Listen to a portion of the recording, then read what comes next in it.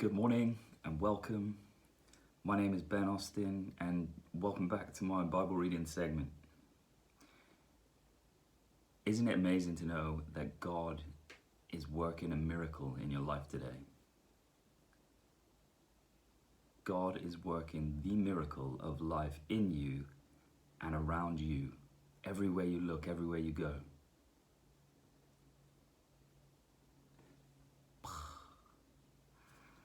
Be blessed. Today I'm continuing my reading of Mark. So I'm going to be reading from Mark 2, and I absolutely love this. Here we go. The Paralytic Healed. When he had come back to Capernaum 7 days afterward, it was heard that he was at home, and many were gathered together, so that there was no longer room, not even near the door. And he was speaking the word to them. And they came, bringing to him a paralytic, carried by 4 men. Being unable to get to him because of the crowd, they removed the roof above him. And when they had dug an opening, they let down the pallet on which the paralytic was lying. And Jesus, seeing their faith, said to the paralytic, "Son, your sins are forgiven." But some of the scribes were sitting there and reasoning in their hearts, "Why does this man speak that way? He is blaspheming. Who can forgive sins but God alone?" Immediately Jesus, aware in his spirit that they were reasoning that way within themselves, said to them, "Why are you reasoning about these things in your hearts? Which is easier to say to the paralytic, 'Your sins are forgiven,' or to say, 'Get up and pick up your pallet and walk'? But so that you may know that the Son of Man has authority on earth to forgive sins." He said to the paralytic, "I say to you, get up, pick up your pallet, and go home." And he got up immediately, picked up the pallet, and went out in the sight of everyone, so that they were all amazed and were glorifying God, saying, "We have never seen anything like this." And he went out again by the seashore, and all the peoples were coming to him, and he was teaching them. Levi, Matthew called. As he passed by, he saw Levi, the son of Alphaeus, sitting in the tax booth. And he said to him, "Follow me." And he got up and followed him. And it happened that he was reclining at the table in his house. And many tax collectors and sinners were dining with Jesus and his disciples, for there were many of them, and they were following him.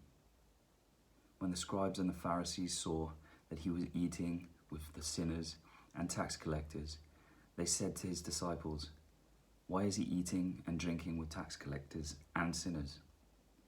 And hearing this, Jesus said to them, "It is not those who are healthy who need a physician, but those who are sick. I did not come to call the righteous but sinners.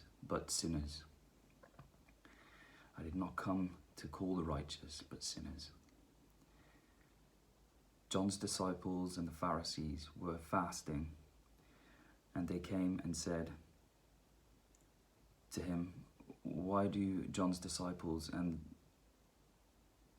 the disciples of the Pharisees fast, but your disciples do not fast?"